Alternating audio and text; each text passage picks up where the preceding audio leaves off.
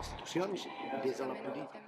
Avui, en el marc d'aquestes intenses jornades del Parlament Universitari, els estudiants de periodisme han assistit a la formació sobre la independència i el compromís dels mitjans de comunicació. La conferència l'ha impartit la catedràtica de Dret Administratiu de la Universitat de Barcelona, Elisenda Malaret. L'experta ha parlat sobre el tractament adequat de la informació i ha tocat termes clau com el rigor i la transparència.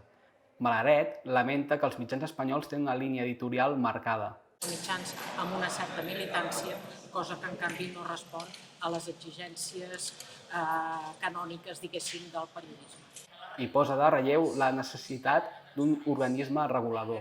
Exigir als legisladors que configurin procediments, institucions destinades efectivament a garantir aquests drets.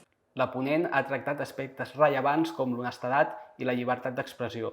L'acte ha conclòs amb una ronda de preguntes on els alumnes han formulat diverses qüestions relacionades amb l'actualitat dels mitjans, com les lleis reguladores i la independència dels professionals.